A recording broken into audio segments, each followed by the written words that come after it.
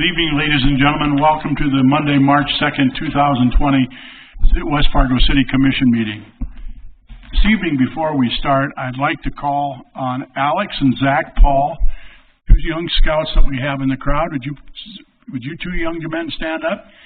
And now, would you lead us in a pledge of allegiance to the flag, please? Allegiance to the flag of the United States of America and to the republic for which it stands, one nation, under God, indivisible, with liberty and justice for all. Thank you, young men. We appreciate it very much. I spoke to that troop here a couple weeks ago.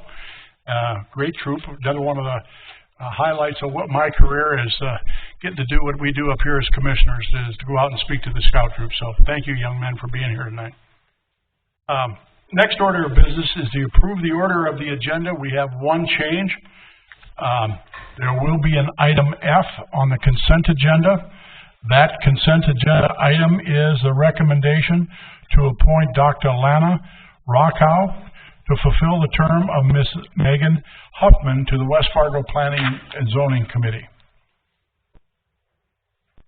Again, item F should be added to the agenda, or the consent agenda as it was presented. Make a motion to approve the consent agenda as written. Thank you, Commissioner Simmons. Been moved to approve the consent agenda as amended. Is there a second, please? Second. Second by Commissioner Jurdovic. Moved and seconded to approve. Is there any discussion? Hearing none, we'll proceed to vote. All those in favor, please signify by saying aye. Aye. Opposed? Motion carries. Thank you. Next order of business is to approve the minutes of February 18th, 2020. They have been presented and they have been distributed in the packets. Make a motion to approve. Thank you, Commissioner Olson. Is there a second, please? Second. Commissioner Simmons seconds. Been moved and seconded to approve the minutes of February 18th, 2020. Is there any discussion? Hearing none, we'll proceed to vote. All those in favor, please signify by saying aye. Aye. Opposed? Motion carries. Thank you. Next order of business is item D, the building permits. The report has been distributed. I'll make a motion to approve. Thank you, Commissioner Jurdovic. It's been moved and approved to approve the building department activity report for March 2nd. And building permits. Is there a second? I'll second. Second, Commissioner Olson.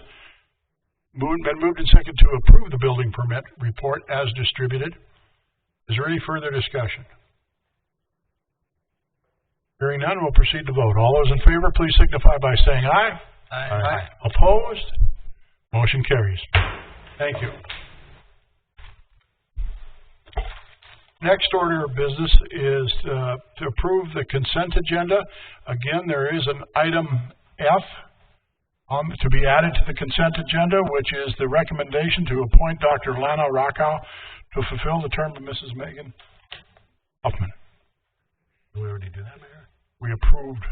I've just made a comment on it.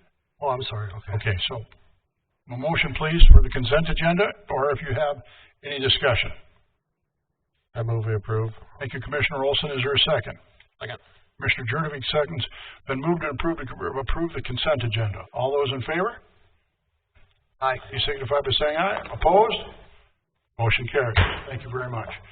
Moving on, we are now into the regular agenda. Item number 1.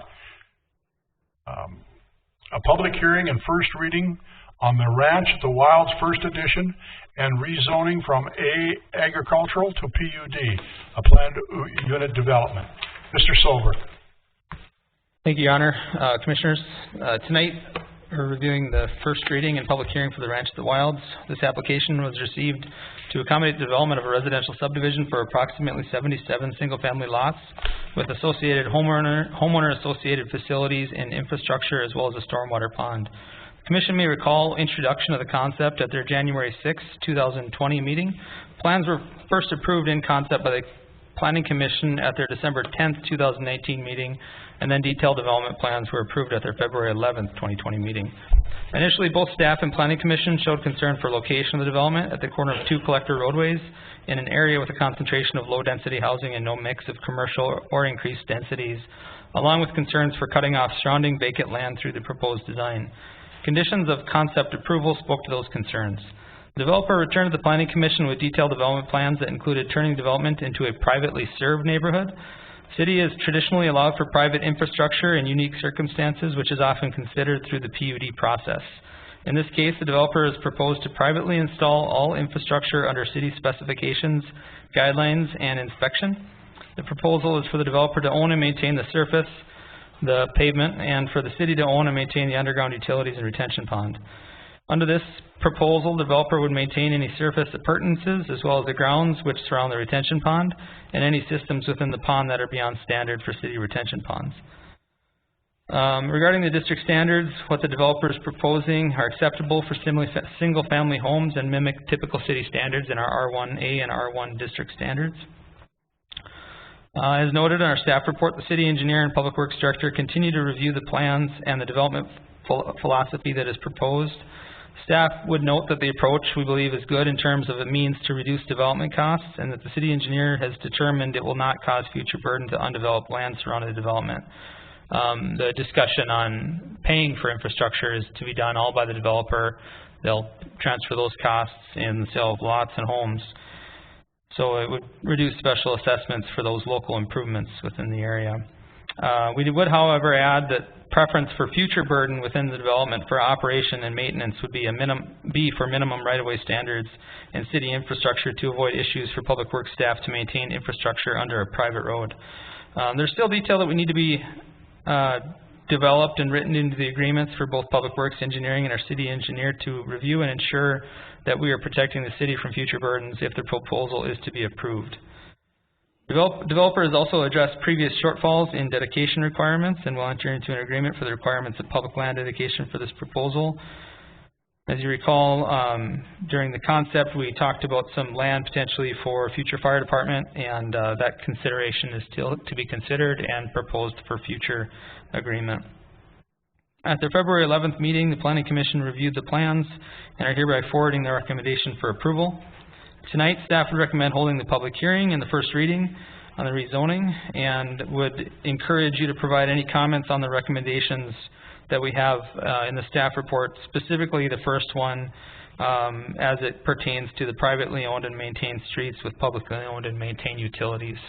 Dustin, of course, is away at training for FEMA, but Matt Anvik, myself, and him have talked about this quite a bit, so we're available for any questions you might have or concerns that you want to dive into. So, thank you, Mr. Sobert. Questions for Mr. Sobert?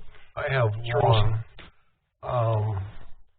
When this is being developed, the lots to the north and to the east, you know, outside of this red area, is that going to be done in a way that we won't be cutting them off for future, you know, so that area that's to the west and to the north isn't going to suffer larger costs when the infrastructure gets put in? Thank you, Commissioner Olson. I have one slide I want to point out to you, and it is in your packet. I opened up the wrong one.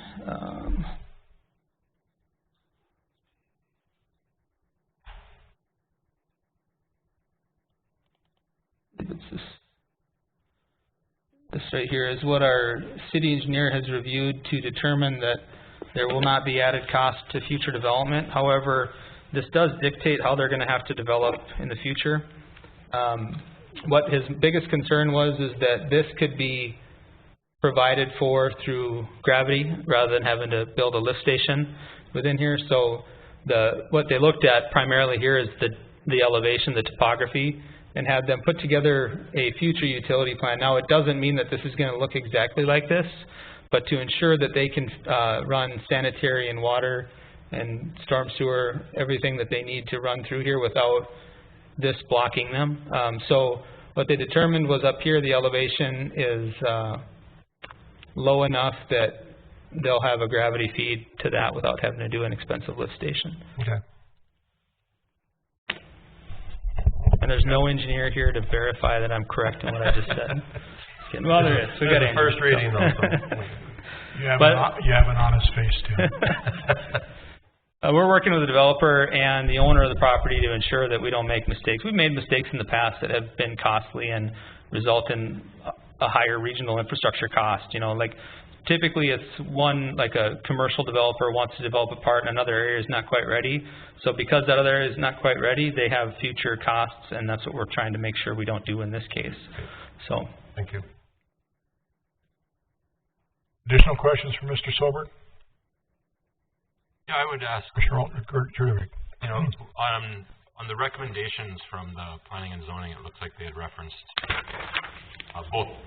looking at both either a roadway or a trail to the future houses to the east here that you have up on this display right here. I realize the road piece, I mean, I think that's discussed before, but has there been much consideration with even a sidewalk that would connect into that future development? I mean, if I live on the just to the east of this, and I have a third grader who's trying to walk to elementary school, they have to walk down.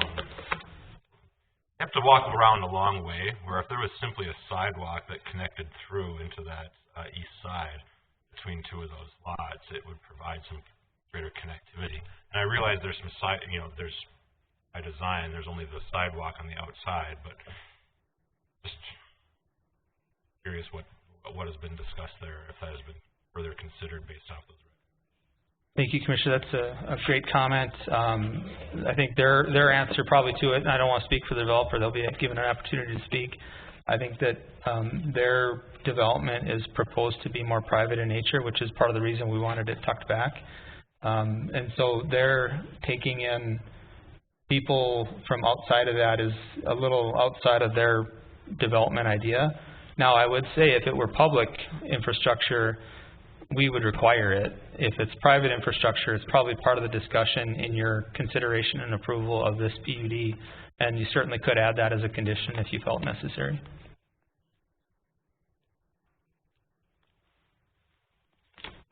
Additional questions for Mr. Sobert?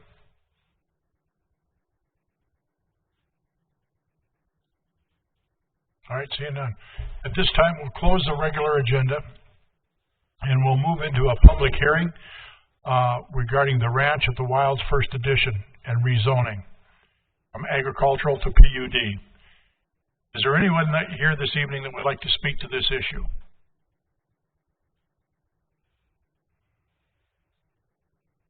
Is there anyone here this evening that would like to speak to this issue? For the public's information, I have to ask 3 times. In case you think I've lost my place here. Good evening, Commissioners. Your Honor. I'm Brian Pattingale with Houston Engineering. We're the engineers that developed this plans. I want to sort of address the Commissioner's question regarding sort of the path connectivity to the east. Well, we have looked at it as far as, again, the developers kind of desired it for more of a private entity. There is a large utility overhead line on the south side that runs along 52nd currently. That does present future options for connectivity on that south side as far as connection east to west.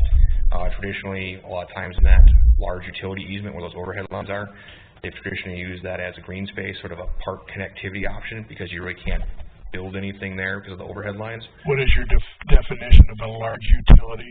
What's the width of the easement? It's about 80 feet. 80 feet? 80 feet in width. Thank you. So they have those large overhead catenary lines for power from that. So, and additionally, if you look at where the crossing aspects are across 9th Street to get to the school, you've essentially got the road to the north, which I believe is 50th. That provides that sort of connectivity across there, and they've also got a path north-south along that. So we do have essentially that connectivity to the east for the walkability, or at least the options to do that in the future. And again, that really doesn't increase the actual walking distances, because you kind of look at how the streets are laid out. It's about equal path whether you go to the north or south. So we're not blocking anyone off hard. We do have that option in the future to sort of, the city requires that or wants to add that in. In the future, as that area develops, there's the option to do that. Thank you, sir. Any questions for the gentleman? Thank you. Is there anyone else that would like to speak to this issue this evening? regarding the first reading of the Ranch the Wilds first edition of rezoning from agricultural to a PUD.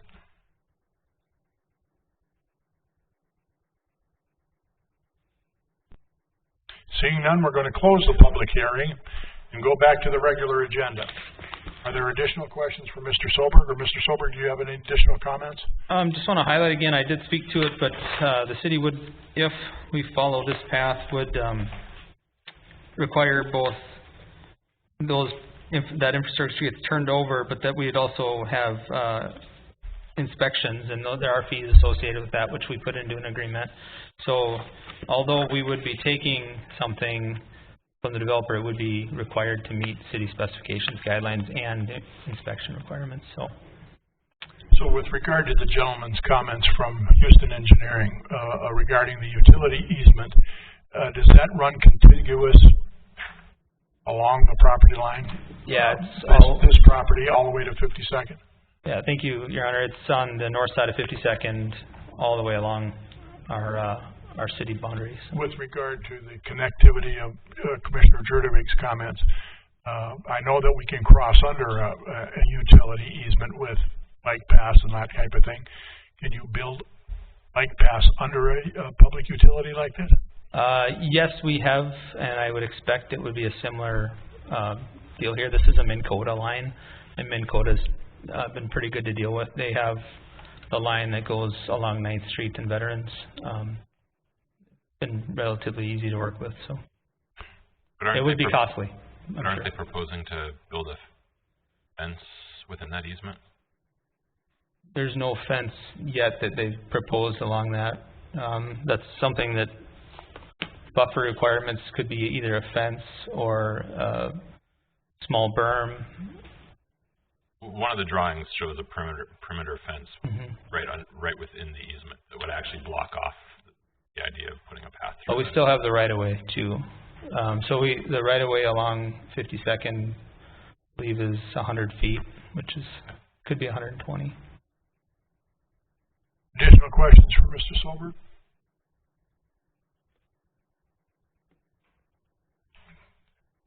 Thank you. What's your pleasure, gentlemen?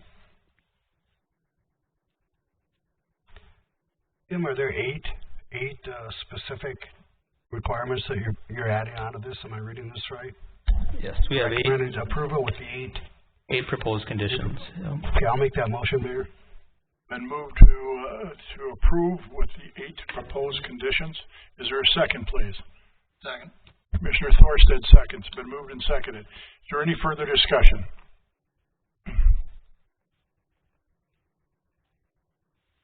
Hearing none, we'll proceed to vote. All those in favor, please signify by saying aye. Aye. Opposed? Motion carries. Thank you. Item number 2 is another public hearing and first reading on the zoning ordinance amendment to section 4-460. Mr. Soberg. Thank you, Your Honor. These are sort of a cleanup.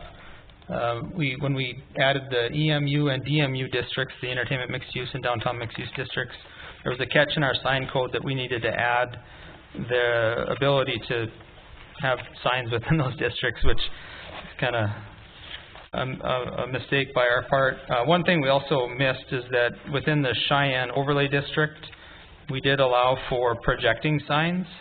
The language we used for projecting signs was taken directly from what we removed in the Cheyenne overlay district. It states where a building is meeting the required 0 front setback line of a specific zoning district, which applies to the EMU and DMU districts. An encroachment of a wall sign or protruding wall sign may occur with appropriate approval of an encroachment agreement with the city as approved by the City Commission. We have done 2 encroachment agreements for this type of sign for both Cheyenne Plaza and the Pioneer Place. I've felt comfortable with it because there is review by the city and it's approved by the City Commission. However, you may want to add some additional language there if you feel it's necessary. If we know a certain height that we want to have it at is appropriate, or a certain amount of distance that it can protrude. I was made aware by a sign professional today that sometimes there are ways that can be abused. So if you wanted to, this is the first reading tonight. We could talk about that a little bit and add some more clear limits on that projecting sign if you feel it's necessary. So, other than that, there's not anything major within this. Myself and the city attorney have been trying to get to a major overhaul of our sign code. There are some issues that we want to deal with in it, and we are hopefully going to get to that sooner rather than later. So, with that, I'm available for any questions. There is a public hearing scheduled for this evening. With regard to additional language, most sign ordinances have that you have to have a minimum clearance. If you have a protruding sign, minimum of 12 feet from grade to the bottom of the sign. Some cities are 14 feet. The other thing is the depth or the width that it can project from the building is normally a big part of the dialogue. As to whether it's 4 feet wide, 6 feet wide, or whatever. Because if you have a facility where you're going to have multiple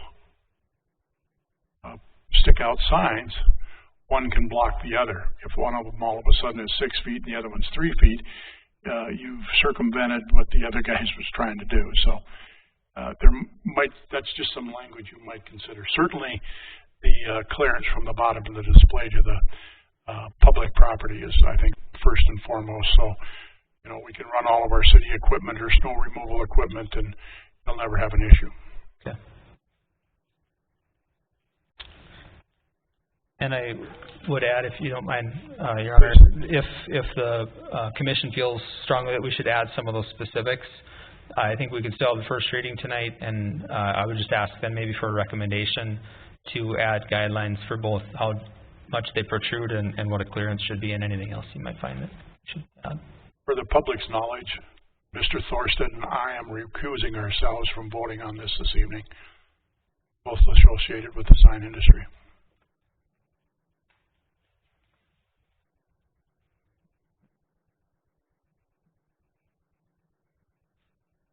Is there any further discussion, questions from Mr. Soberg? Thoughts, amendments to or adding language?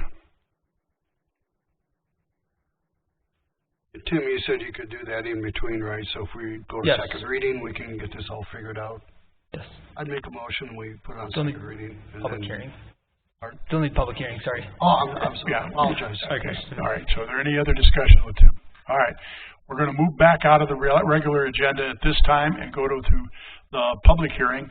And the public hearing is the zoning ordinance amendments to section 4-460 as presented by Mr. Soberg. So now we are in the public hearing. Is there anyone that would like to speak to this agenda item this evening?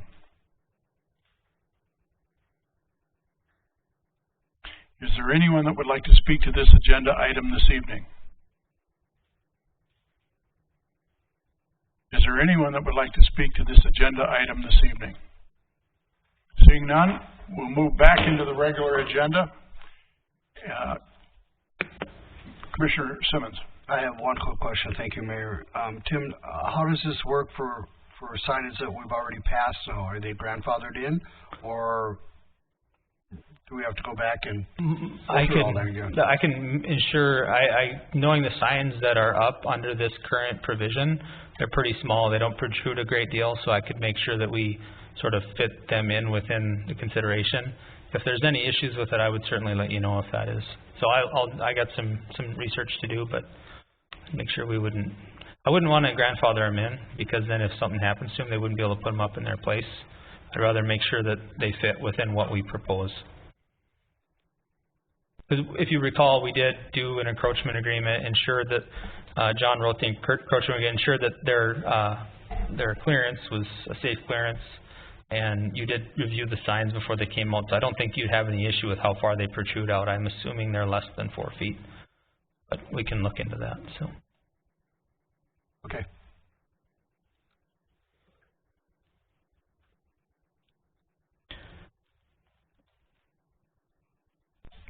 Any other questions from Mr. Soberg? I'll make a motion to put it on second reading.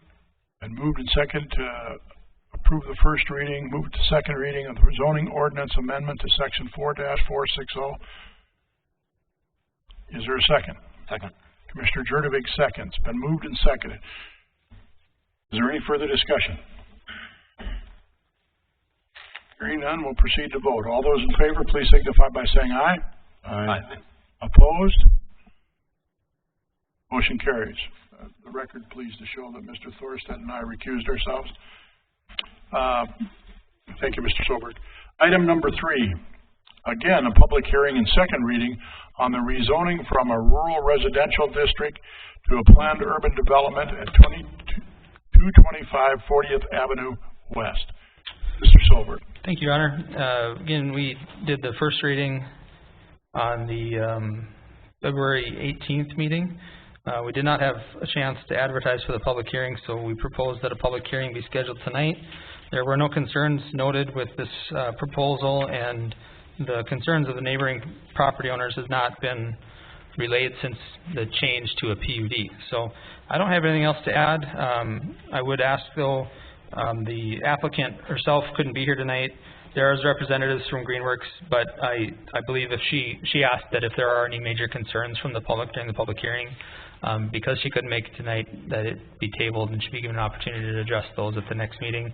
She really wished she could be here, but previous travel plans made it difficult. So with that, I'm available for any questions. Public hearing is scheduled. Thank you, Mr. Soberg. Questions for Mr. Soberg? All right, seeing none, we'll move out of the regular agenda and move into the public hearing portion of it. Is there anyone that would like to speak to item number 3, the public hearing and second reading on the rezoning from rural residential district to a planned urban development at 225 40th Avenue West?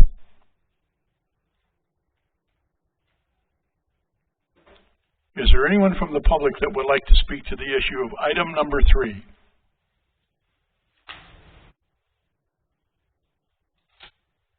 Is there anyone that would like to speak to the item number 3, which is a second reading on the rezoning from rural residential district to a planned urban development at 225 40th Avenue West?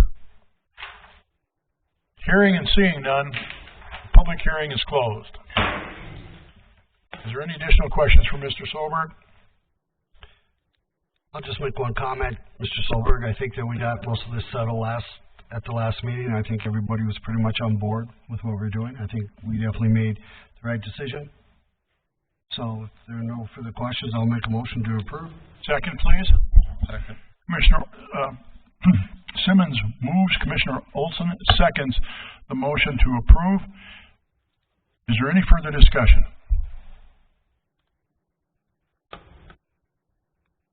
Hearing and seeing none, we'll proceed to vote. All those in favor, please signify by saying aye. Aye. Opposed? Motion carries. Thank you, Mr. Soberg. Item number 4, emergency declaration for spring flooding. Mr. Pierre Freeman.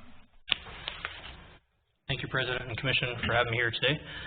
Today we're just going to do final approval for the declaration that was signed on Thursday evening. I'm here for any questions or to answer anything else. Thank you, Pierre.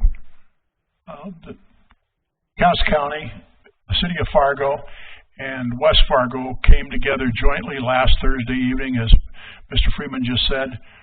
We decided just about a year ago, between the three, the Commission President, the Mayor of Fargo, and myself, that as we looked into this upcoming spring thaw, that we would consider a joint declaration together that, you know, regardless of what the situation is on the Red River, the Cheyenne River, the Maple River, that we would join our resources. Our emergency services coordination has always been great.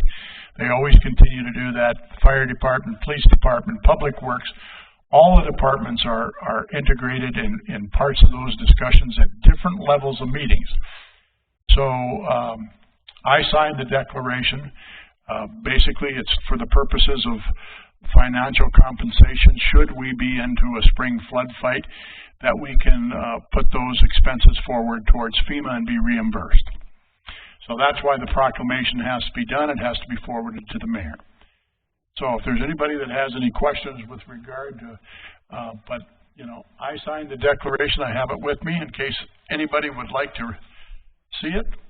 I'm not going to read it. I don't think that's necessary. But if any of you commissioners have any other questions, because I do have to have your approval for that authorization. So either Mr. Freeman or I will try to answer any questions you might have. I have no questions. If nobody does, I'll make a motion to approve. Thank you, Commissioner Simmons. Is there a second? Second. And moved and seconded to approve item number 4, the emergency declaration for spring flooding as presented. Is there any discussion? Hearing none, we'll proceed to vote. All those in favor, please signify by saying aye. Aye. Opposed? Motion carries. Thank you, Mr. Freeman. Item number 5 is the 2019 West Fargo Fire Department Annual Report. Chief Fuller. Thank you, Commission President Dardis and members of the Commission. Tonight, we just have a brief presentation on our annual report. We try to get it out in the first quarter of every year and get it out to the public just to really showcase what we've been doing in the fire department, what our challenges have been, and what goals we've met throughout the year. I believe it was in everyone's packet, the actual annual report. It is quite lengthy, so we're not going to go over that in detail tonight. So what we are going to talk about is just kind of our bottom line up front here. Slide. We had 2,133 calls for service in 2019. That's up 36% from the year prior. We did have an increase of 319 medical calls for service and 247 fire calls for service. We put in conducted 1,608 code enforcement inspections, which resulted in 9,616 fire code violations. We did have 5,390 training hours, monthly training hours, 9,616 on-shift training hours, 352 off-site training hours, and that's colleges, universities, the National Fire Academy and such that we've sent our firefighters to. Comparative fire stats, we are down across the board compared to the metro-wide average. So we had 4.1 building fires per 10,000 people in town, and that is 30% less than the rest of the metro. We had 314 emergency medical calls per 10,000 people. That's 32% less. We had, other than emergency medical calls, we had 233 per 10,000 people, and that's actually 66% less. And our total call volume was 547 per 10,000 people, which is 42% less. So just to show that we have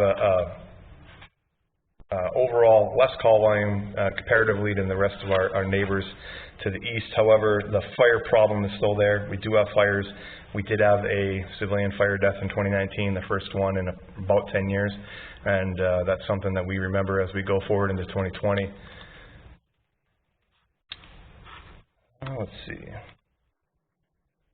So our incident statistics, we have a breakdown of all of our calls up on the top left-hand corner. For emergency medical services, we had about 1,225 calls, and the rest of the 2,133 were fires and other calls, such as car accidents, hazmat calls, technical rescues, and public service. Our call volume by time of day, usually we have a very noticeable busy period. The chart is just filling out all the way. So we're seeing that we're busy. We're not so busy in the 2 a.m. to 6 a.m. period, but other than that, we are busy. Fire loss versus property saved. We lost 2% of all property that we were called to last year because we had some major calls at some very large facilities in town, Trail King and Bush Ag. And we lost $3.5 million worth of property. We saved $191 million worth of property. That's some huge numbers. We've never had numbers like that before, and I really do hope that in the 2020 report we don't have numbers that high. A 2% loss is great. However, like I said, it was a lot of high-value calls and call volume by day of the week. We used to be able to pick out a day that we were super busy. We're just busy all the time now. Our response time statistics, we did break the city out into 6 planning zones last year for purposes of strategic planning and fire station planning. We do track those by the amount of calls we have in those planning zones and also our response times in those planning zones. So on the chart here, it has total unit responses per planning zone, and then our average first due time. I'd like to point out planning zone 3 is where our full-time staffed fire station is, and that has numbers that are very, very close to the NFPA full-time fire department standards of 5 minutes for emergency medical calls and 5 minutes 20 seconds for fire calls. So we are over on fire and we are under on EMS. That shows me that that station being where it is in a great location, and staffing that station has greatly reduced our response times. And as we go forward, as our call volume increases and our work increases in different zones, as we add full-time staff, we're going to be able to achieve the same response times in those zones. Our community risk reduction efforts were huge this year. We have tracked our building fire origin by room, heat source with fire loss, our top 5 emergency medical calls, and fires by type. Basically what it's showing, the kitchen is the number 1 place where fires start in the home. Kitchen fires is the number 1 type of fire we have in this community. However, lighters and matches. We had 2 lighters and matches as a heat source last year with $70,000 worth of damage for those 2 calls. So they're not the most destructive call, and I believe that is solely because we're getting to these calls in under the 9-minute time frame that we had set as a goal 3 years ago, and we're able to stop all these fires in a room and contents rather than having that fire escape the room and get into the rest of the building. And that is a great reason why fire loss is down also. We have a lot of fall calls, and unfortunately we did have our second highest call volume for emergency medical in the city was overdoses, poisoning by drugs. So fires by type, we did have a small fraction of building fires. The rest of them, like I said, cooking fires. We did have brush fires, crop fires, car fires, and dumpster fires. We broke them all out in that chart as well. Fire code violations, we are using new software to track our fire code enforcement inspections across the city. Top 5 fire code violations are listed there. A lot of them have to do with extension cords in the community. So when we say there was 9,600 and some odd fire code violations, a lot of them are for extension cords or materials being piled too close to a sprinkler head. But those inspections are what makes our community safer overall and reduces our fire loss. Code compliance, inspections by occupancy. Our number 1 obviously was businesses, and we try to get into our businesses twice a year to do these inspections. Residential, retail, family daycare, group daycare, places of assembly such as churches and government buildings, we do those every year as well. And that is all I have for that presentation. However, there are a lot of other pages of material in the actual annual report that everyone's had a chance to review. I'm open to any questions if anyone has some. Thank you, Chief Fuller. Questions for Chief? Very good report. Thank you. I would call the public's attention again, if you take a look at the EMS calls that the fire department's been on, and do you have that, can you put that back up? From the actual report or from the... Either your summary or the report. I can bring up the report one. Might actually... My point there is that with the number of calls, you know, the decision by the West Fargo City Commission, previous commission, was a great call on their part, quite honestly. To see these types of response times, to see the types of calls that these men and women are going out, and to protect the public and to save the public, if you will, from hazardous injuries and the like. I just want to commend you, Dan. I tell you what, the report that you do on your zone coverage with regard to the type of fires, the time of day, if you're at all a data geek, let's think a couple guys are up here, to see that type of data and give us the information it is so reassuring for us as an elected official to invest those dollars where they're being invested. So to the previous commission, which Commissioner Simmons and Commissioner Thorstad is, good call. And the rest of us will continue to support your department because you're doing us proud. You're doing us very proud. Yeah, thank you. I did bring up the emergency medical service slide you were speaking of, and I think probably the two things that you wanted to point out on there were we did have 2 cardiac arrest saves last year, and those were solely, I feel, from bystanders performing CPR at a witnessed cardiac arrest event. On both cases, it was family members that witnessed the arrest. They started CPR immediately. Our quick response time, coupled with the police department's quick response time and FM ambulances, professionalism, save those lives, and we'll honor those firefighters at our annual awards banquet in May with Life Safety Awards this year. And again, if you look at the data, I'd call your attention to that the data is broken down by gender, age, the types of injuries that occurred, the time of day that they occurred, where they happened in the city, because there's multiple zones. So that, for future planning of positioning resources, is very, very valuable. So I appreciate it very much. Good work. Is this in action? This one doesn't. Okay. Thank you, Chief Fuller. Item number 6 is the 2020 census update. Ms. Richard.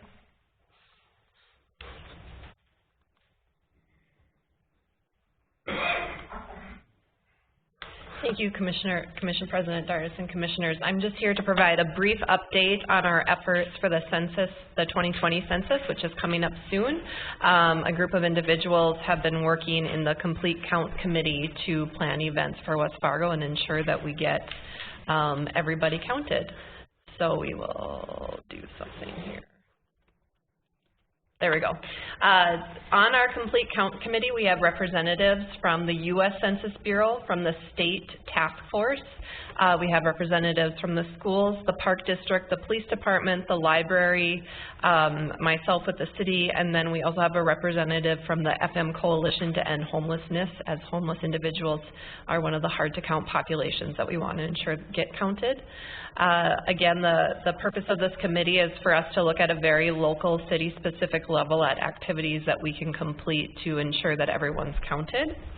As I covered last fall when we talked about creating the Complete Count Committee, it's very important that everyone is counted. In the fiscal year 2015, we had a lot of money come in through 16 different programs because of that census count, and the funding that came in broke down to $1,900 per North Dakota resident per year. If you look at the population that was counted just in 2010, the last census when it was confirmed, that's $49 million that came in because of that count.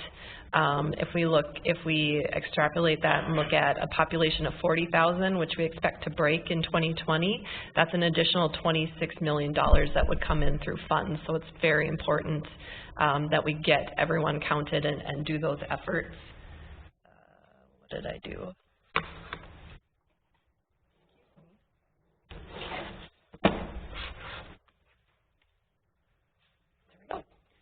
Commissioner Jurdevig was asking about this before the meeting started.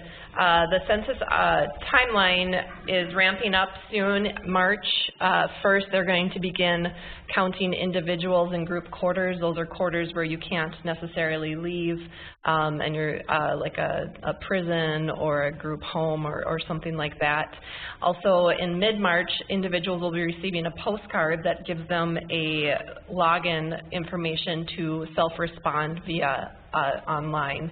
This will be the first census ever where you have the option of responding online. You can also respond with your phone or with a form that would get mailed out to you. April 1st is Census Day. That's a day where some other populations are counted that have special needs, as well as a big push from all the different entities to promote the census and get it on everyone's mind. So from there, we'll continue with messaging through May, when the Census Bureau will start to identify those who have not responded yet. And that's when we have the enumerators go door to door knocking and asking for responses. Our goal is going to be to encourage everyone to respond as much as possible during May so that we don't have to have as many enumerators out there knocking on doors. And just so there's some other dates that happen beyond that, but we'll be pushing it hard mid-March through the end of April. The nice thing about living in this area as a metro community is there'll be lots of other organizations working on this at the same time, so we'll benefit from that.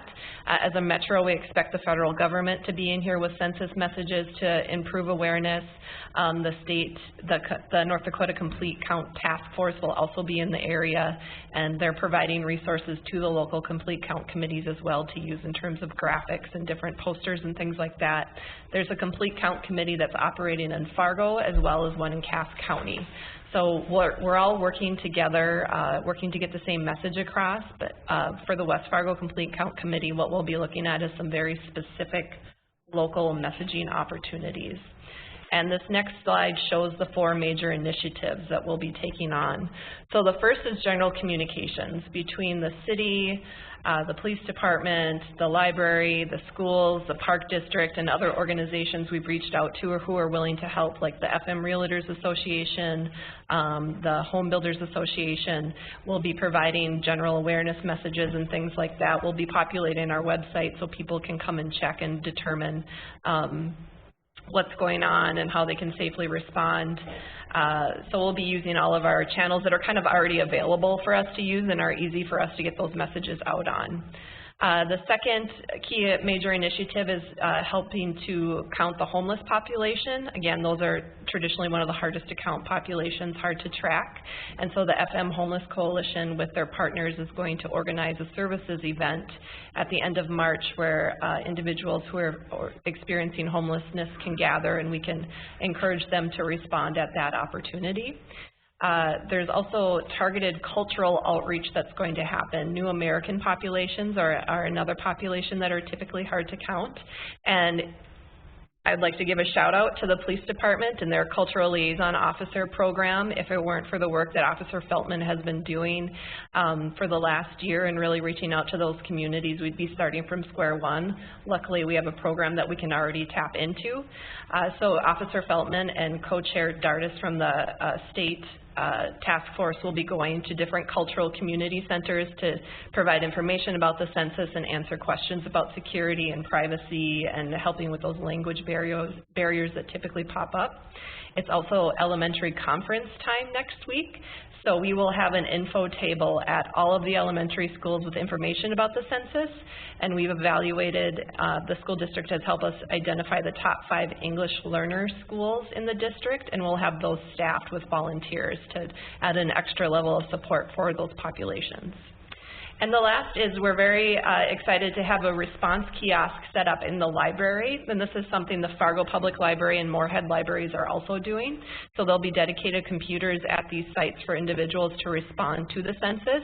We're also completing training on Wednesday. It's a specialized response assistance training so that we have staff that are available and have gone through protocol on how to assist with those responses. We also have a kiosk in City Hall that we'll have set up. We already have the kiosk that's here for billing and things like that, so we'll add the census response to that as well. That is my last slide. Are there any questions? Yes, sir. Commissioner Thorsten.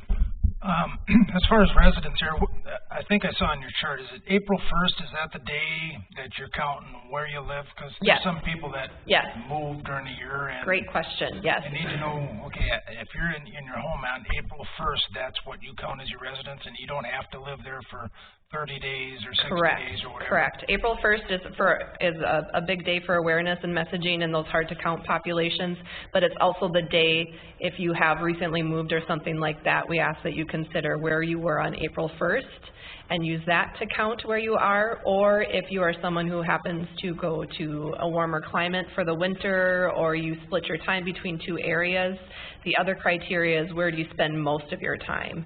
So if you happen to be in Arizona when they come knocking on your door or you get the email, but you spend 75% of your time in West Fargo, you'll want to list yourself as a West Fargo resident.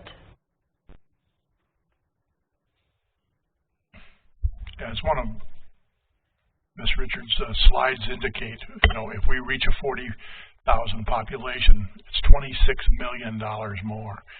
This affects, the school systems. It affects the cities, how we all get federal funding. So this is a critical one, particularly because of West Fargo's unprecedented growth. It is so very important to our city. Absolutely, and if you look, there's a map that was created that created different sections of West Fargo based on the census in 2010, and pretty much the entire section of West Fargo south of I-94 is just one big section because that's where the growth has been and they haven't been able to section it out. So this will be important for those statistics as well. Businesses use it, economic development teams use it to demonstrate what the populations and the different demographics are for businesses that are interested in coming. There's just lots of, besides the federal funding, there's lots of things you can do with the data, so it's really important. And a lot of the messaging that we'll get out there is just about safety and how you can identify who is a census worker, when they should be out. Census workers don't ever need to go into your home. You know, they should be clearly identified, and there'll be a website you can go to actually look up their picture and verify it's them as well. Okay, I think you mentioned there's going to be a number of opportunities or a number of avenues for people to provide census information so they don't get the knock on the door, because at least the information I've seen, some people really don't trust the government or trust information gatherers necessarily either. So and I think that's important, that they can go to a kiosk or they can send in a card or do something themselves proactively, so if they're uncomfortable with someone coming knocking at the door and asking questions, that would probably be a good way for them to avoid that. Yep, absolutely, and it's more convenient too than filling out that paper form. And the census, I believe, is only 11 questions long. It's a quick questionnaire and super easy to do online. Yep. Commissioner Simmons. Commissioner Simmons. Thank you, Melissa. Are we going to be doing like ads, anything with the TV or the radio stations? There'll be support coming in, I believe, at the state level and the federal level to do that. And since we're in a metro, it kind of covers everything. And we don't get special funding for these efforts at the local level, so we've focused really on those hands-on opportunities to get in there and reach those populations and answer those questions. So any TV or radio ads will be done federally. They won't be done by even the metro area, as far as, I can't confirm what their plans are, but we do expect there to be media support in the area. There are presently state and federal ads running on television. Okay. Okay. Because I would think that, if they're not, it would still be to our benefit if we had to do some stuff like that. We're going to more than make our money up. We just need to get that out there. Sure, yep. And there's PSAs and things that have already been written that we can send out, and we have great media partners as well that we can reach out to. Front page of the Pioneer, is that what you're saying? Well, I would never commit to anything in her paper. That's up to her, but... But yeah, we're going to reach out with everyone we can. But I do expect to see paid support from the federal or state level in this area, just because we are part of such a large metro, and a buy in Fargo covers a buy in everywhere. Any additional questions from the comment is it's obviously very important to get the tax dollars coming back to us, which is important, but also it's going to help us at the state level in particular, as far as redistricting and getting better representation for this area that's exploded in the last decade. So, we may end up with more representation at the state. So that's another thing that's important as well for us. So that is correct. They don't expect North Dakota's population to change enough to impact our federal representation, but definitely at the state level for these local communities, there will be impact. They're talking another legislative district out west, Ward County, McKenzie County area, and the potential of one more in Fargo, West Fargo. Preliminary numbers are giving them that indication. Of course, the legislature can either raise the benchmark from 18,000 people in a legislative district, and then they won't add them because there's a lot of thought on that too, political thought. Anything else from Ms. Richard? Thank you so very much. Thank you. The next order of business is item number 7 on the regular agenda, to review the encroachment agreement for Harper Heights LP. Mr. Shockley. Thank you, Mr. President, the West Fargo Commission and Commission members. We have a requested encroachment agreement relating to the Harper Heights development. My apologies for not including the map in the agenda. I did hand out the map showing where the utilities that are encroaching upon the city property are located. In your handout, it's a small underground telecommunications cable and electrical cable that's identified as B and 2 on the handout that I've provided. And it's probably in a less than 10 by 10 foot area that it encroaches. So if that lot were ever developed in the future, that would be in the setback area. These utilities, my understanding, were placed before the city had purchased the lot, and the redevelopment of that area, they just hooked onto the utilities. And so it wasn't like this was done after the construction. This wasn't anybody's fault. We could not find any easements that were obtained by the telecommunications company or electrical company when they actually put the lines in. So the developer, in order to meet their closing requirements, was requesting an encroachment agreement, which would allow the utilities to stay on the property. They're buried, and they can be removed if the city gives them notice that it would be required to be moved. That lot did previously have a home on it that had been demolished by the city. It's right behind the fire station. I can certainly answer any questions, but it's relatively straightforward, and I think staff, after review, had agreed that it was okay to go ahead and grant the encroachment agreement. Do you have an approximate time of when these utilities were placed? What year? I do not. There's no easements recorded. We don't know. We tried to reach out to the telecommunications companies, and each telecommunication company that runs along the fiber sort of pointed at the other one when it was installed. So I don't know. It could be 10 years. It could be 30 years. I'd like to ask reconsideration of on section D, number 3. If it states in item or section 4 right below it that if the utility easement needs to be moved, we have to give a 1-year notice. So why would we give them, my math is working, 105 years easement on this? They get a December 2035, commence on the effective date till to 2035, and then 4 renewals of 4 consecutive 20-year terms? Why? Yeah, so this is actually not an easement. This is just an agreement. So this agreement, that's how long the agreement would last, but you can go ahead at any time during the term of the agreement and ask them to relocate the utility. And so an easement gives them an absolute right to locate there. This is just an encroachment agreement, and so we create an encroachment agreement that allows the utility to be there.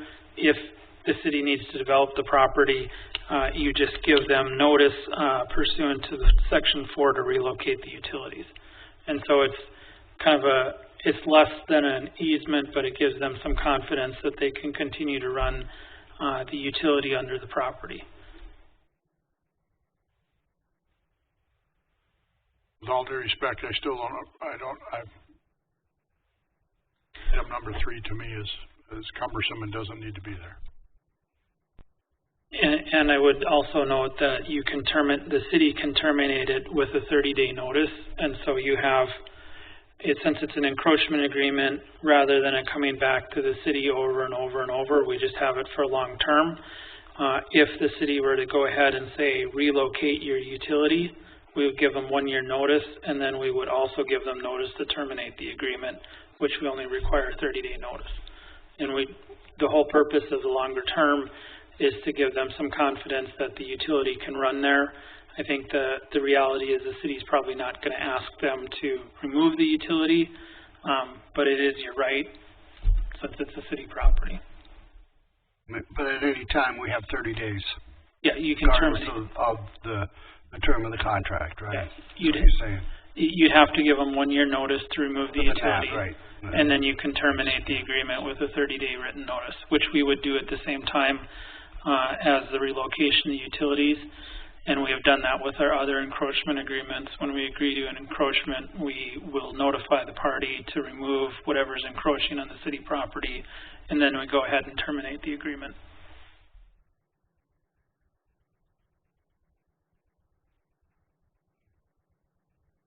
Additional questions for Mr. Shockley?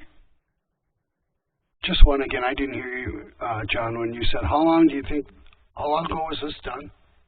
We're not for certain. We know it's been quite a while because we couldn't find any records relating to the installation of these utilities. So maybe somebody's more familiar with the buildings in that area, how old they are, but I suspect it was done at the time the buildings were being put in.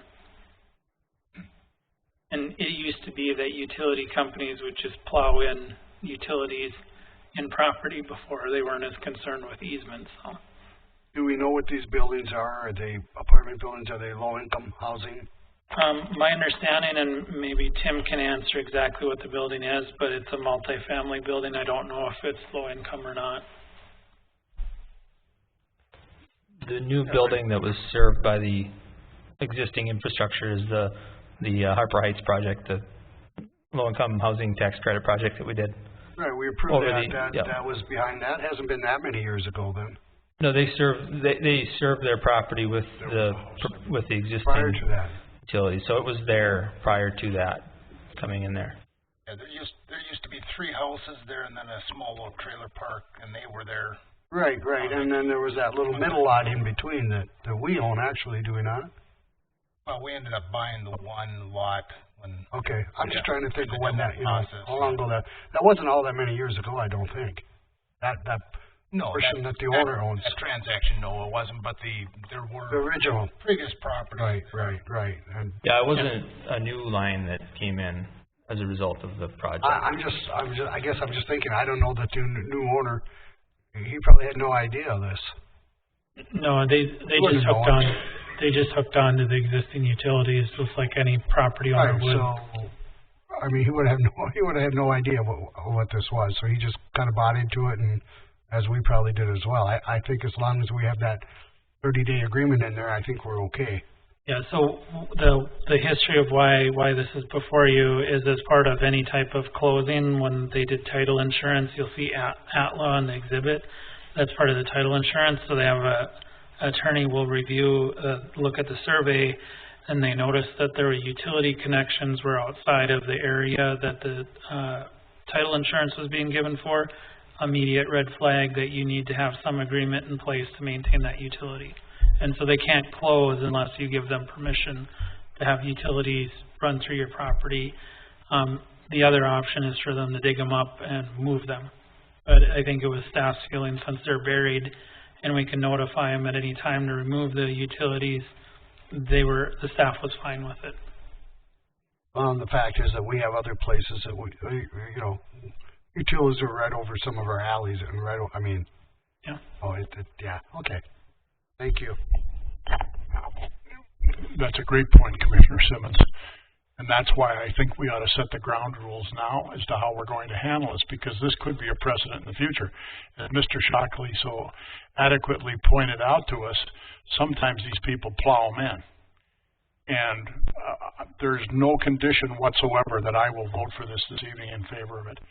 There should not be an encroachment on city property land unless it is worked out prior to.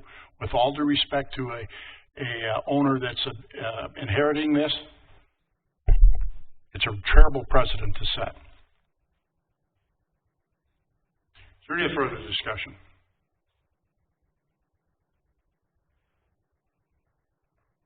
Hearing none, we'll proceed to vote. All those in favor of the encroachment agreement as outlined by Mr. Shockley? There's been a motion. My apologies. Is there a motion? Thank you, Commissioner Derby. This is rather embarrassing for me, I guess, but because I don't want to go against our good mayor, but I think that it's not fair to the owner as well, and I think we have it other places. I don't think we need to burden him any more than he is, and I think if we have a 30-day set in there, if we need it, we can get it. I'm going to make a motion to approve. Commissioner Simmons moves. Is there a second? I'll second it, kind of the same logic, I think. Commissioner Jurdovic seconds. Been moved and seconded to approve the encroachment agreement for Harper Heights LP as presented this evening. Is there any further discussion? Hearing none, we'll proceed to vote. All those in favor, please signify by saying aye. Aye. Opposed? Aye. Motion carries. Next order of business is item number 8, a resolution providing for redemption of the sales tax revenue bonds of 2012.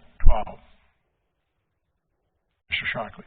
Thank you, Mr. Commission President, members of the West Fargo Commission. So tonight, we're proposing to redeem some sales tax bonds that were issued in 2012. In 2012, the city had issued about $2 million worth of sales tax revenue bonds. There are sufficient funds on hand for the city to refund the remaining maturities of those. You'll see the remaining maturities are listed on the notice of redemption, so those would be the principal payments in 2021, 22, and 23. It's about $800,000. It's not the full $2 million. That's what remains from the bond issue. By refunding them today, the city would save themselves, or save the city some money in interest. So it's a savings to the city to refund early, just like paying off a mortgage. And so the finance staff and myself are recommending moving forward with calling these bonds for redemption. Thank you, Mr. Shockley. Questions for Mr. Shockley?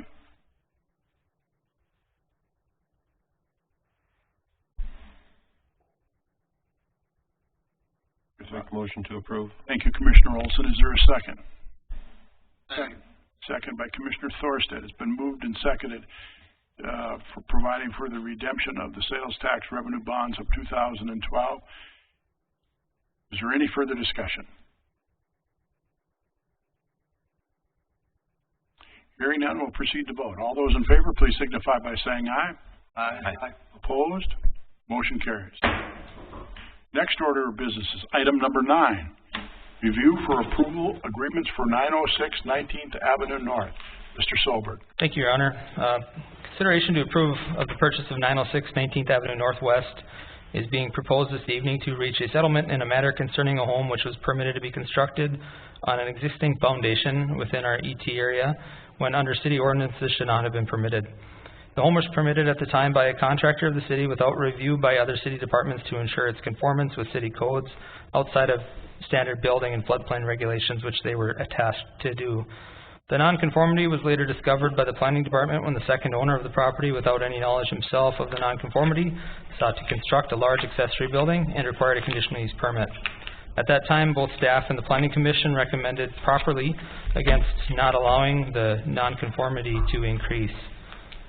Property owner has great concern not only that they could no longer build the building that they require for their personal storage, but more so that they now owned a property that was non-conforming, and their current and continued investment in the property would provide no return given the non-conformity. Staff sought counsel from the city attorney and negotiated with the seller and city's building inspection contractor at the time to seek an amicable solution for all parties. Given the needs and past experiences along this corridor for right-of-way preservation, the city has determined it highly likely that we have a need for future right-of-way at 19th Avenue. Property here would provide the city with necessary right-of-way and a potential opportunity for regional infrastructure associated with that future improvement to 19th Avenue Northwest. The city's contractor feels they may be able to recoup some costs in the sale of the home that's on the property, potentially renting it as well until the city would need to take that property. The proposed solution is for the city and the contractor to split the cost of the purchase, with both parties seeking the highest return available. The greatest benefit, I believe, still to the city is to avoid costly litigation. The property owner here is in a sort of a dire situation on a great investment. Of course, their greatest benefit would be to move on from this purchase and avoid the continued burden of the non-conforming structure. So with that, I'm available for any questions, as is our city attorney, and be happy to discuss if you need. Are there any questions for Mr. Solberg or Mr. Shockley?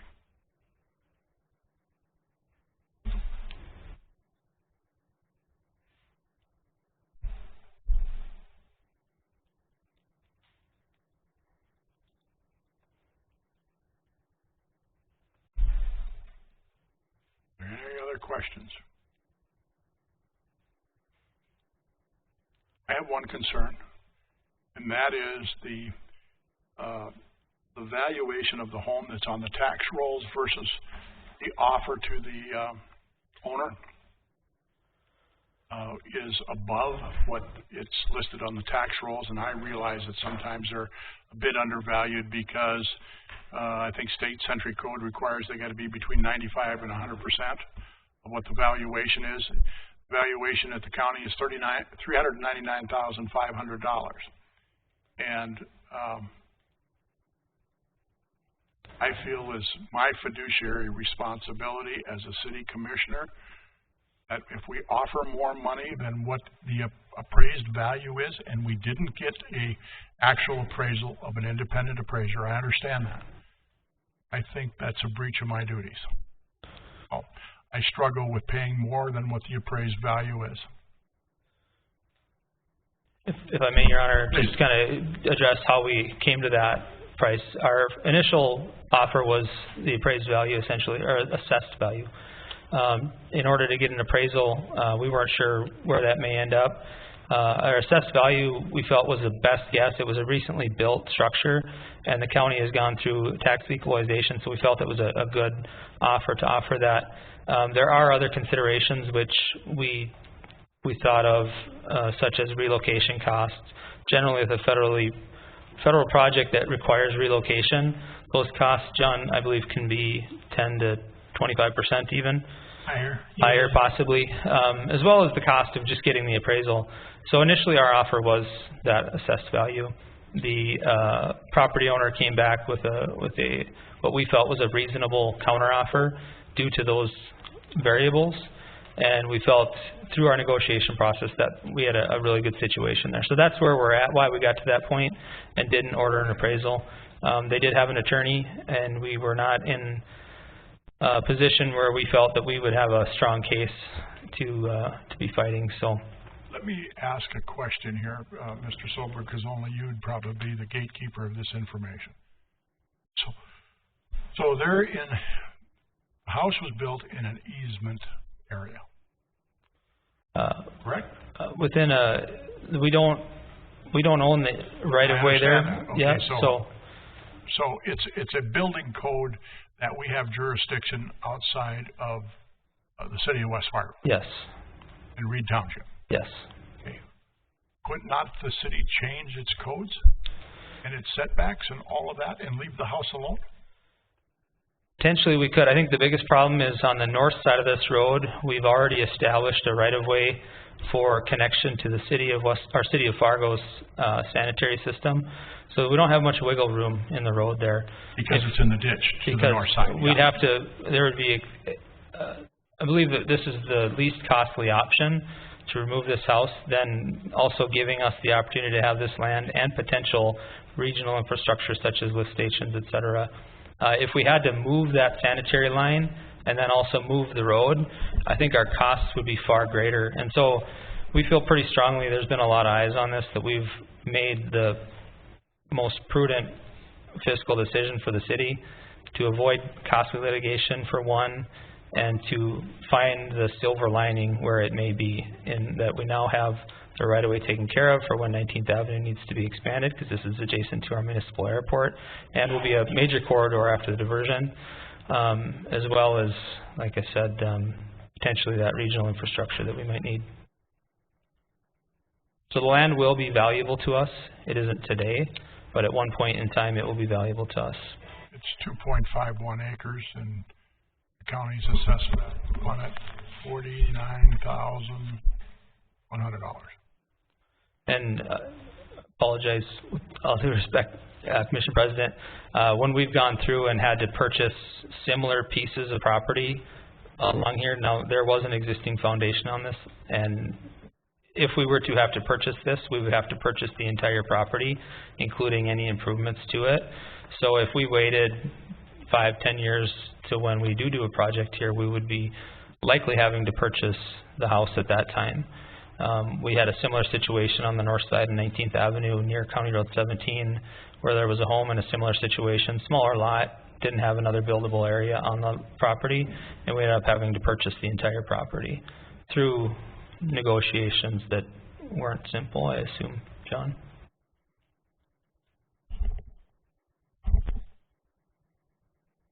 We don't have to revisit how we got here and got into this position.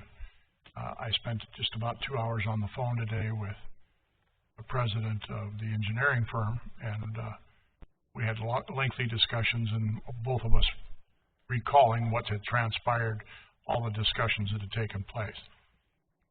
Again, so you're saying that where the sanitary sewer is in the north ditch, and I was out there when they were digging it in. Okay, so the width of County 19 would be projected at what, Mr. Solberg?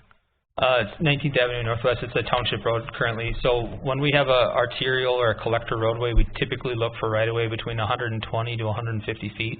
And each side? No, total. So okay. We look at, generally when we preserve arterial corridors, it's 75 feet on each side for a section line like this. And because of where we place the sanitary sewer, what approximately is that dimension would be your estimate? To the north side, I can't answer that question. I know it would likely be within the 75 feet due to the expense of right-of-way acquisition. Okay. Mr. Shaw. And if I could, Mr. President of the Commission, we did look at, we had the city engineer run that analysis of relocating the road or relocating the pipe. And it wasn't just simply that little section, like you couldn't just do a bump out around the house. You would have to relocate a mile. And the cost figures were in the millions to do that. And so this was felt like the most prudent way to acquire the right-of-way. And then also on the value that's being paid for the home,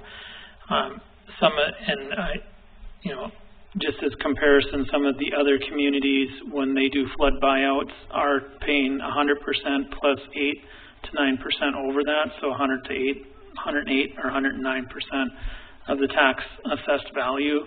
And right now we're at about 110%, so it's not that unusual. And that was part of the rationale, I think, looking at what other communities have done.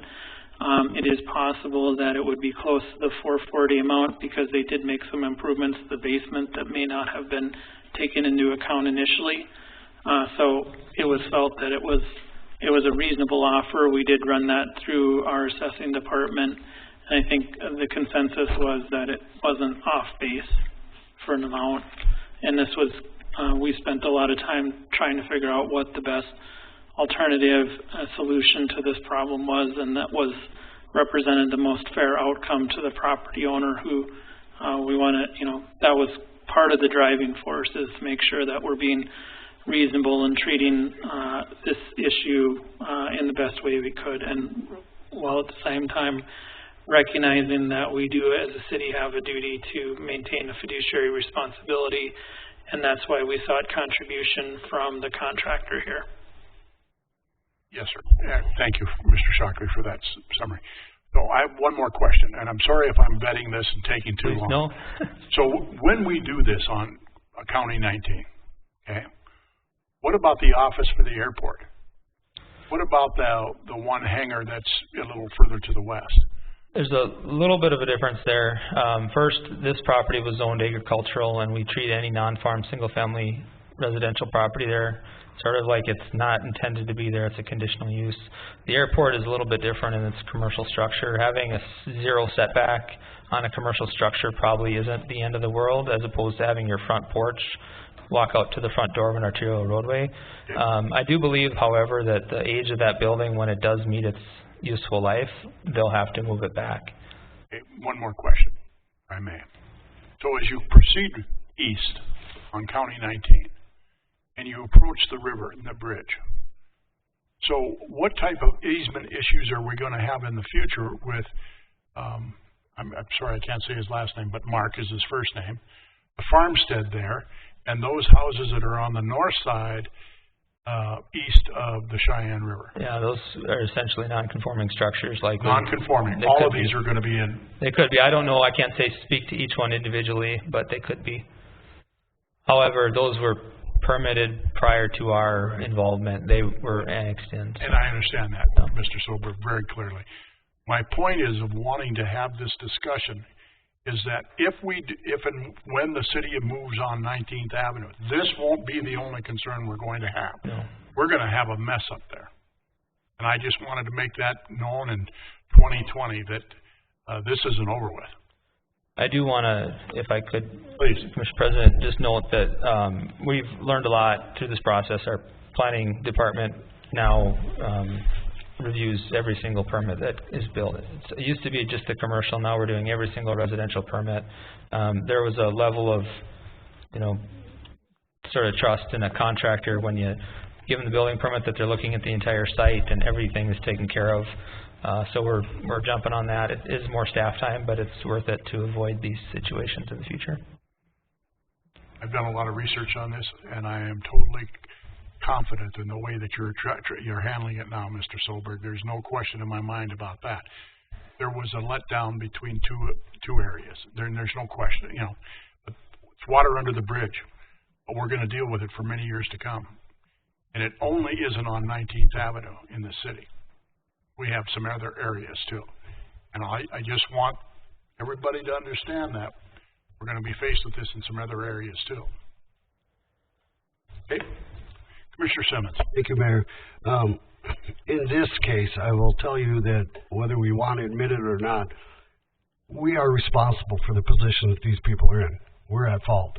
So we have to look at that. We haven't really talked about that in the public like this, but I understand the fiduciary responsibility. $40,000 is sure a lot of money to me, so I totally get that. Mm-hmm. But at the same time, Tim, if we do not pass this tonight and we go back to court with the folks, that $40,000 between an attorney who's given us his advice to support this tonight, I mean, that could cost us much more.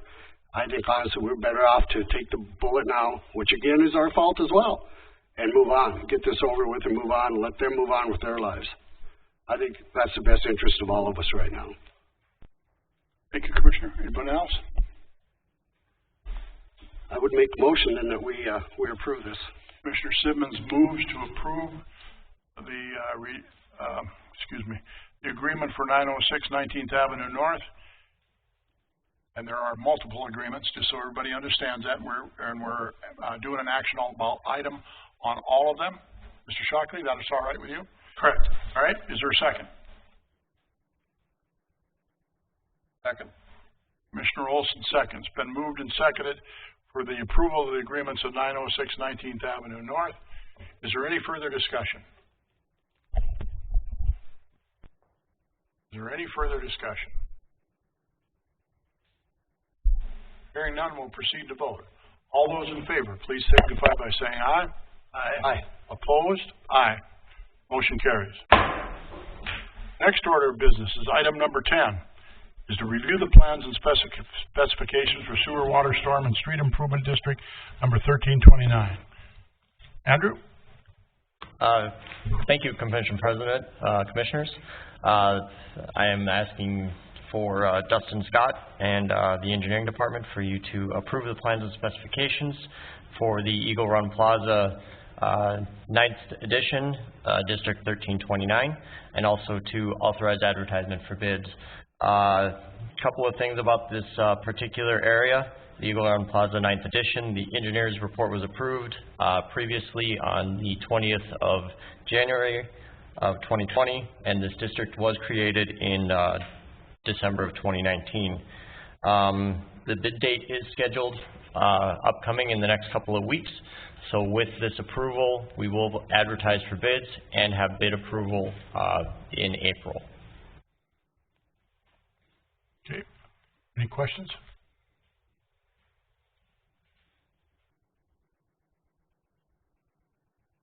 I'll make a motion to approve. The review, it's been moved. Is there a second? Second. Moved and seconded for approval of the move forward with the plans and specifications for sewer, water, storm, and street improvement on District 1329. Is there any further discussion?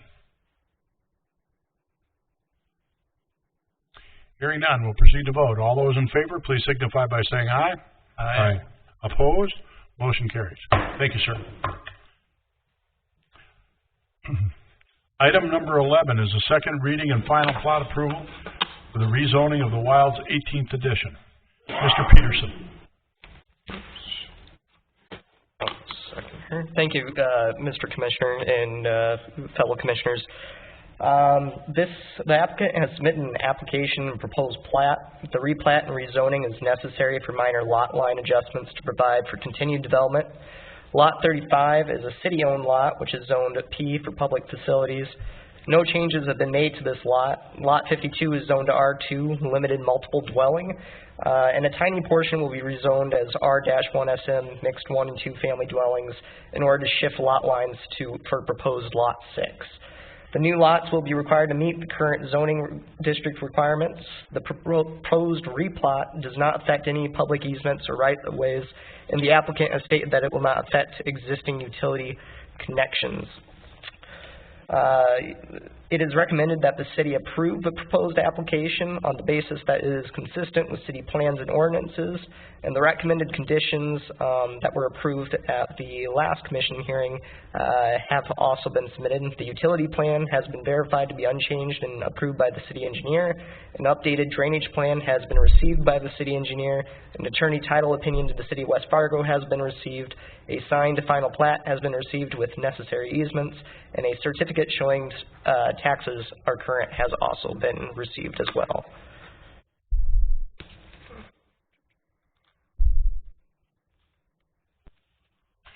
Anything else additional, Mr. Peterson? Nope, that is it. Questions for Mr. Peterson?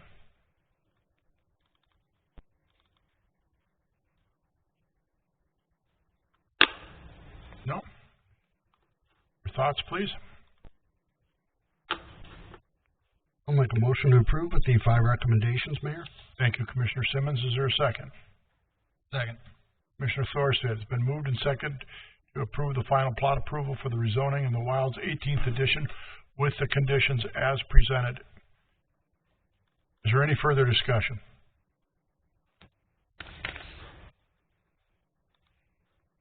Hearing none. All those in favor, please signify by saying aye. Aye. Opposed? Motion carries. Thank you.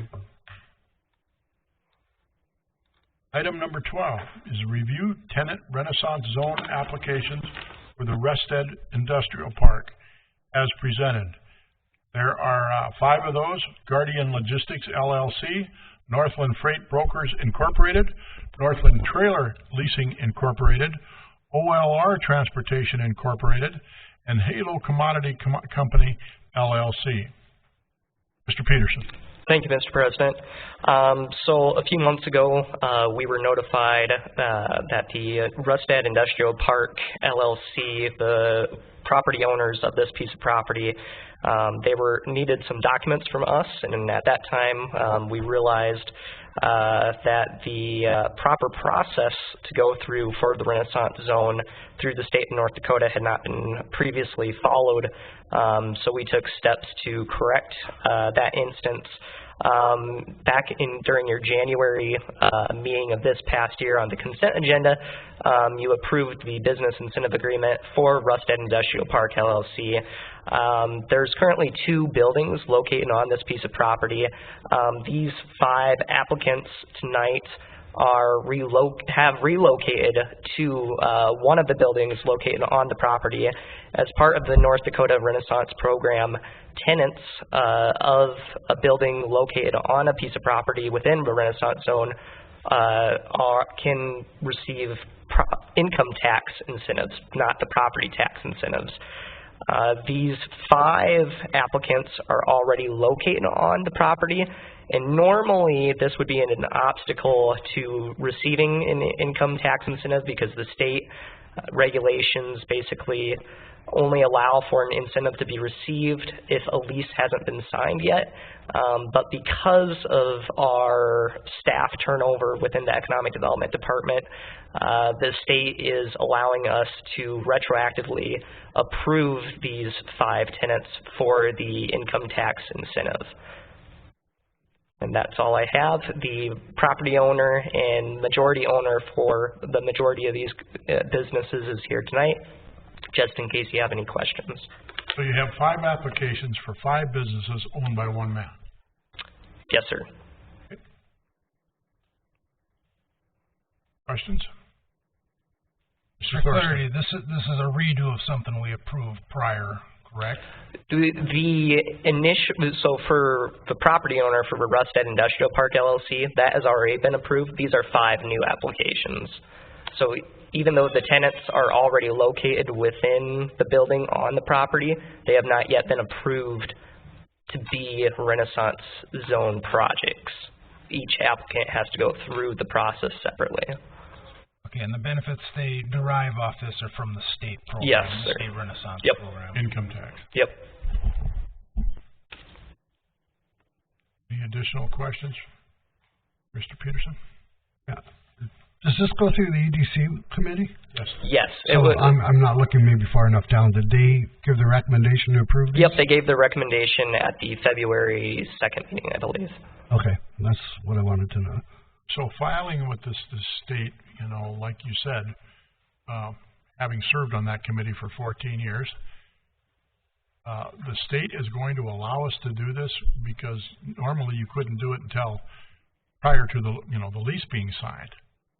Yep, so the process by which we're going to do it, after some conversations with the Department of Commerce's Community Services Division and their rep who basically runs the program, what we're going to do is, if this is approved here tonight, the property owners, so Rustad Industrial Park LLC, they currently have a lease with the 5 tenants right now.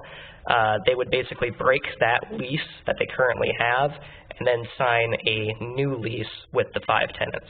And because they're signing a new lease, the Department of Commerce would be willing to allow them to go forward with the Renaissance Zone process for those 5 applicants. We would still have to submit the state application, and then the state would have to give their final letter of approval for the approval of those 5 tenants. And the Commerce Department is aware that this is all one owner? Yes, Mr. President. The reason why the one application doesn't have an incentive value? Curious. The rest of them, the one for Northland Trailer just. That may have been a mistake on my part, Mr. Commissioner. I may not have filled that out. So with the business incentive agreements that I gave you earlier tonight, the reason those weren't initially included in your packet was because the state doesn't require the business incentive agreement to actually be approved by the city. Basically, the city just has to look at the local application and then the letter of good standing. But the thing was for tenant applications, I wasn't sure if tenant applications were different or similar to an actual property owner. So back when we did the Rustad Industrial Park LLC, since they owned the piece of property and were getting the property tax incentive in the income tax incentive, we did end up passing, or you folks did end up seeing and approving the business incentive agreement. And so I wasn't sure if that was a necessity for a tenant application, so I decided to include those today just in case to cover all my bases, so I wouldn't have to come back before you again sometime in the future to get those approved. You'd restate one part of that, Mr. Peterson. Sure. You said they applied for property tax incentive and, of course, the Renaissance is for income tax. So the 5 applicants here today, they just applied for the income tax incentive. But we did have the Rustad Industrial Park LLC, which is not an applicant tonight. They were a previous applicant who, they owned the property. They applied for both the incentives. Yep. It was a general statement. Okay. Nothing specific. All right. Thank you. Mr. Thorsten. And just to be clear here, the Commerce Department is fine with canceling out the leases and reissuing new leases. They've given us the blessing on that? Yep, it was actually their idea on how to... Is their idea? Okay. Yeah. That's key words. Get to that. Make sure we get that in writing. Yeah. In writing. Malachi. Mr. Simmons? I'm sorry, thank you. Malachi, I don't see the recommendation from the EDC. Did you put it in the packet? Is it in here and I'm missing it? I don't believe it is in the packet, Mr. Commissioner. I was just going to mention it during sort of the overview of what I was asking for tonight. Okay, in the future, please always put that in there because that's what I look at, their recommendation. Not that I don't believe you, I just like to see it on paper. I will note that. Thank you. Additional questions for Mr. Peterson? again, each of these 5 items are actionable items, so I need a vote on each of them if and when you desire to make some motions.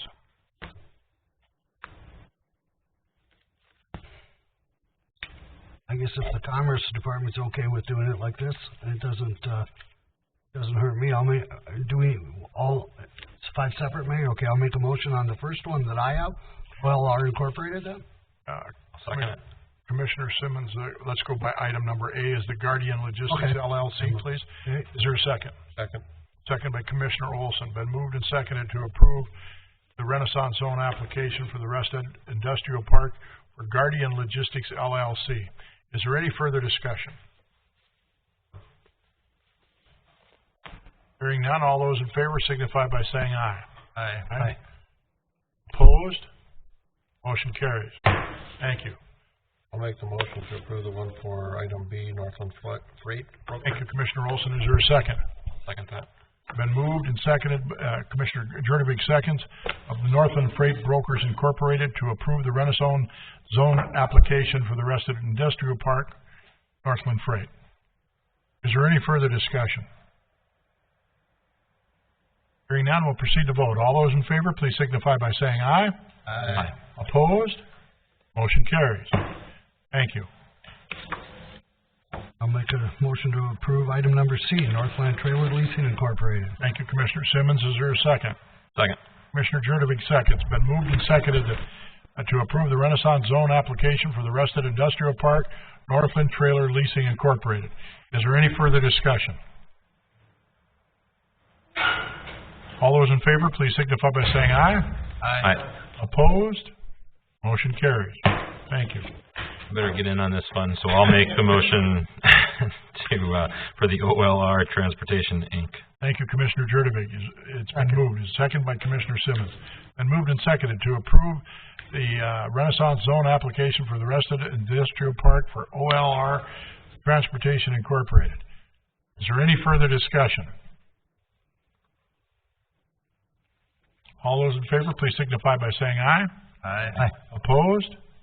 Motion carries. Thank you. I'll make the motion for the last one. Thank you, Commissioner Olson. Is there a second, please? Oh, what the heck, sure. Commissioner Jerdevig seconds. Commissioner Olson moves. Commissioner Jerdevig seconds to approve the Renaissance Zone application for the Rested Industrial Park for Halo Commodity Company, LLC. Is there any further discussion? Hearing none, all those in favor, please signify by saying aye. Aye. Opposed? Motion carries. Thank you, Commissioners. Thank you, Mr. Malachi, or Mr. Peterson, excuse me. Item number 13, does the Secretary have any correspondence? Mr. Shockley, anybody else from the Commissioners, any correspondence? Anything for the non-agenda? Commissioners, anything at all? All right. I'll make a motion to adjourn. Thank you, Commissioner Simmons. Is there a second? Second. Commissioner Olson seconds. Been moved and seconded to adjourn. All those in favor? Aye. We stand adjourned. Thank you. Again, to the young men of the Boy Scouts, thank you for coming tonight. Mr. Paul.